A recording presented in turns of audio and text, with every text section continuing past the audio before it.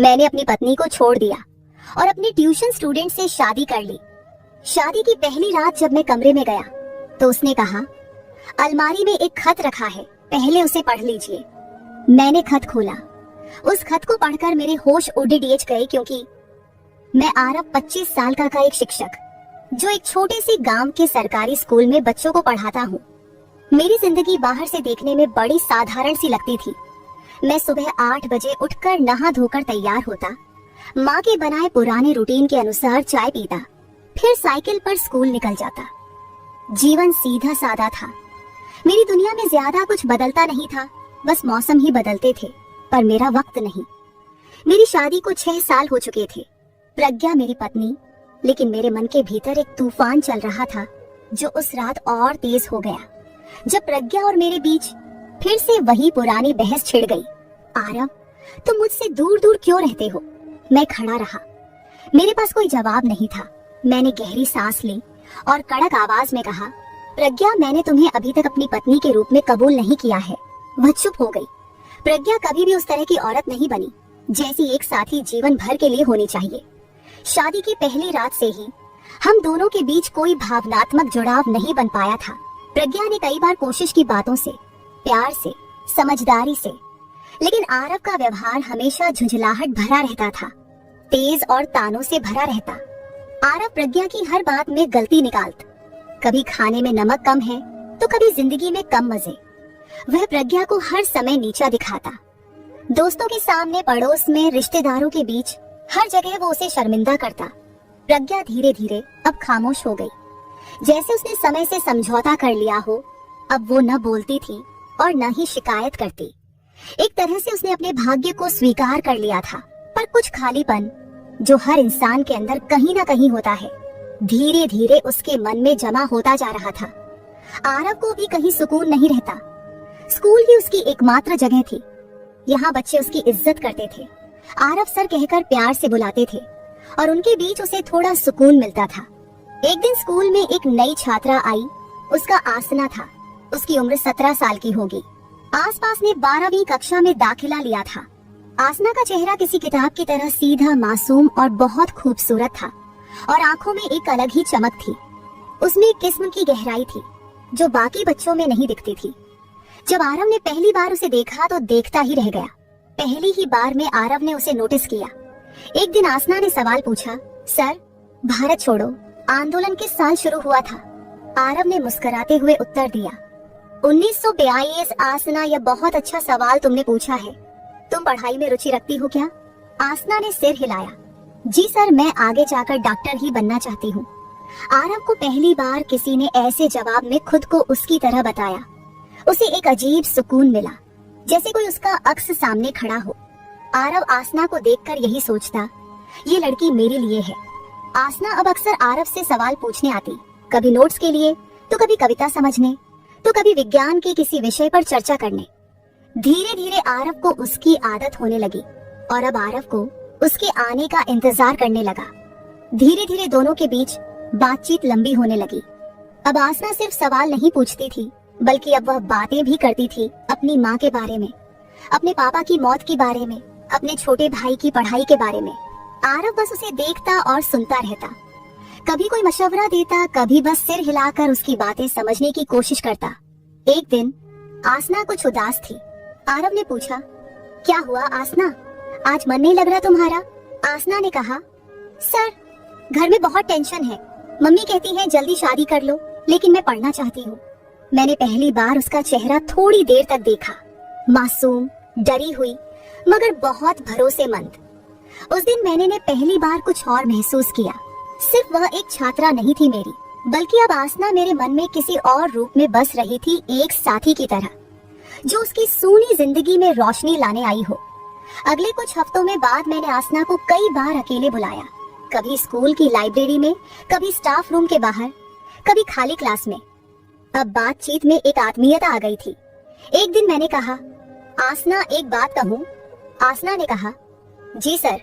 तुमसे बात करके लगता है मैं फिर से जिंदा हूँ।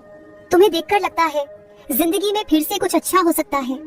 आसना चौंकी, लेकिन कुछ बोली नहीं।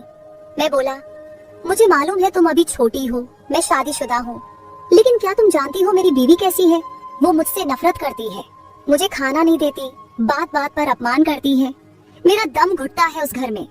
मैंने जानबूझकर अपनी पत्नी की बुराई की ताकि आसना को मुझसे हमदर्दी हो।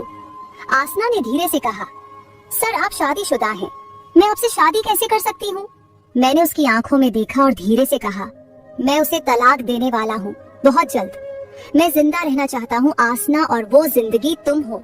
आसना की आंखों में आंसू आ गए, वह चुपचाप वहाँ से उठकर चली गई। अगले दिन आसना स्कूल नहीं आई। मैं बहुत बेचैन हो गया, बार बार खिड़की से बाहर देखता, गेट की तरफ झांकता, लेकिन वह नहीं आई। तीसरे दिन बाद जब वह आई तो बहुत कमजोर लग रही थी। मैंने कहा, तुम इतने बाद क्यों आई? आसना बोली, सर मुझे डर लग रहा था, आपसे, खुद से, इस दुनिया से। फिर उसने एक लंबा पत्र थमाया जिसमें लिखा था, सर मैं नहीं जानती कि ये सब सही है या गलत, लेकिन आपने जो दर्द बताया वो मेरे अपने दर्द से बहुत मिलता जुलता है। मुझे नहीं पता मैं आपको चाहती हूँ या नहीं, लेकिन आपके बिना अब स्कूल अधूरा लगता है। खत पढ़कर मेरी आंखों में आंसू आ गए थे। मैंने खुद से कहा, बस अब ये लड़की मेरी होनी चाहिए, चाहे कुछ भी हो जाए। अब मेरे मन में कुछ चलने लगा और फिर मैंने ठान लिया कि मैं आसना से शादी करके ही रहूंगा। उसके लिए मुझे चाहे जो करना पड़े मैं करूंगा। फिर मेरे दिमाग में एक आइडिया आया। मैं धीरे धीरे अपनी पत्नी के साथ व्यवहार अचानक बदल दिया। उससे ज्यादा मीठा बोलने लगा था, उसका ज्यादा ध्यान रखने लगा था। पहले तो उसे कुछ अजीब लगा, लेकिन उसने सोचा शायद पति अब सुधर गया है। फिर मैंने अपना काम शुरू किया। मैं हर रात को उसके दूध में थोड़ा थोड़ा जहर मिलाना शुरू कर दिया। धीमा जहर जो फौरन नहीं मारता, लेकिन धीरे धीरे शरीर को खत्म कर देता है। फिर कुछ दिनों बाद प्रज्ञा की तबीयत खराब होने लगी, उल्टी, चक्कर, कमजोरी। डॉक्टर ने जांच की तो रिपोर्ट में कुछ खास नहीं निकला। सबको लगा कोई अंदरूनी बीमारी है, और इधर मैं आसना से मिलता रहा। 1 महीने बाद एक सुबह प्रज्ञा बेहोश हो गई। मैं उसे अस्पताल ले गया, लेकिन तब तक बहुत देर हो चुकी थी। मैं रोने का नाटक करने लगा। मैंने अपनी सास को फोन करके बोला, मां जी, प्रज्ञा को कैंसर था, उसने हमें कभी बताया नहीं। मैं उसके लिए कुछ कर ही नहीं पाया, वो हम सबको छोड़कर चली गई। प्रज्ञा की माँ रोती आई, शव देखकर पीट पीट कर रोने लगी, लेकिन मैं तब तक अपनी भूमिका निभा चुका था। कुछ महीने बाद जब शोक की रस्में पूरी हो गईं, तो मैंने सबको चौंकाते हुए ऐलान कर दिया, मैं अब आसना से शादी करूंगा। मेरे माँ बाप हैरान हो गए, बोले, तू अपनी स्टूडेंट से शादी करेगा, लोग क्या कहेंगे? मैं बोला, जिसको जो बोलना है बोले, मुझे कुछ फर्क नहीं पड़ता। धीरे धीरे गांव में ये बात फैल गई। गांव के लोग हैरान रह गए। किसी ने कहा, बीवी मरी नहीं कि अब नई बीवी लाने की तैयारी में है। तो किसी ने कहा, आसना तो उसकी छात्रा थी ना। तो किसी ने आंखों ही आंखों में कहा, जरूर कुछ गड़बड़ है। मगर मुझे परवाह नहीं थी, अब मैं आसना के साथ था। मैं चाहता था कि आसना से शादी करके एक नई दुनिया शुरू करूंगा, नई खुशियां और नया जीवन। आसना ने पहले तो मना किया था, लेकिन मेरे झूठ और आंखों में भरे नकली आंसुओं ने उसे धीरे धीरे झुका दिया और वह मान गई। मैंने कहा, मैंने प्रज्ञा को तलाक देने की कोशिश की थी, लेकिन तब तक वो बीमार हो गई।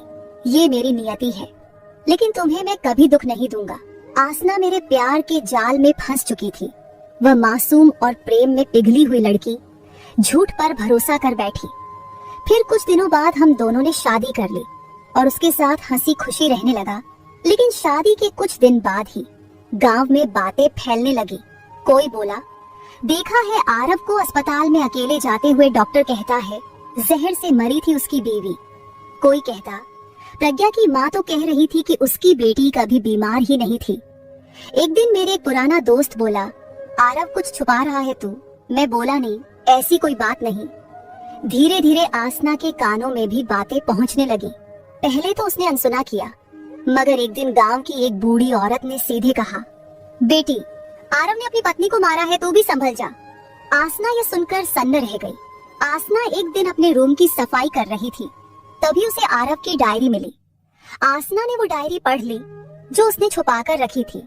उसमें लिखा था, हर रोज की तरह आज भी दूध में जहर मिलाया और प्रज्ञा धीरे धीरे कमजोर हो रही है, बस कुछ ही दिन और। ये पढ़कर आसना के पैरों तले जमीन खिसक गई। वह भागते हुए आरव के सामने आई और बोली, ये क्या है आरव, तुमने मुझे धोखा दिया, तुमने प्रज्ञा को मारा। मैं हक्का बक्का रह गया। मुझे तो लगा था कि यह सब किसी पता नहीं चलेगा। आसना ने बस एक बात कही, तुम्हारा प्यार पाप था और पाप का अंत यही होता है। वह मुझे छोड़कर चली गई। एक दिन प्रज्ञा की माँ आई। वह अब तक चुप थी, मगर आज उसकी आंखों में आग थी। उसने मेरे सामने खड़े होकर कहा, मैंने तुझे बेटा की तरह माना था, तूने मेरी बच्ची को मार दिया। तेरा अंत अकेलेपन और घुट घुट कर तेरी मौत होगी। मेरी बद्दुआ तुझे जरूर लगेगी, तुझे कोई नहीं छोड़ेगा, तू दिन दिन मरेगा। इतना कहकर वह चली गई। कुछ दिन बाद पुलिस आई। आसना ने मेरे खिलाफ गवाही दी और प्रज्ञा की पुरानी मेडिकल रिपोर्ट खुलवाई गई। जहर के सबूत मिले और पुलिस मुझे गिरफ्तार करके ले गई। अब मैं जेल में है। मैं किसी जमाने में बच्चों का प्यारा शिक्षक था। अब मुझे जेल के कैदी भी नाम से नहीं बुलाते। वो है ना जो बीवी को मार के दूसरी लड़की से शादी कर लिया था। मैं अब हर दिन एक ही बात सोचता हूँ, क्यों किया मैंने ये सब। क्या आसना मुझसे वैसे भी प्यार नहीं कर सकती थी? क्या आसना वाकई इतनी बुरी थी जितना मैंने उसे मान लिया? क्या मेरी सास की बद्दुआ ही मुझे खा गई? अब हर रात अकेला सोता हूँ लेकिन नींद नहीं आती। हर सुबह जागता हूँ, सामने वही सीमेंट की दीवार, वही सड़ी हवा। अब कोई उसे आरव सर नहीं कहता, अब कोई उसे प्रेम से नहीं देखता। अब सिर्फ एक पहचान बची है, एक ऐसा आदमी जिसने प्यार के नाम पर पाप किया। मैं अब अकेले जेल की उस सीलन भरी कोठरी में बैठा था, जहाँ न सूरज की रोशनी थी, न हवा की ताजगी, न इंसानियत की कोई आहट। एक टूटे हुए पत्थर पर बैठा मैं अपने हाथों को घूर रहा था। वही हाथ जिनसे उसने दूध में जहर मिलाया था, वही हाथ जिनसे उसने झूठी मोहब्बत लिखी थी, और वही हाथ जो अब कांपते थे, पछताते थे।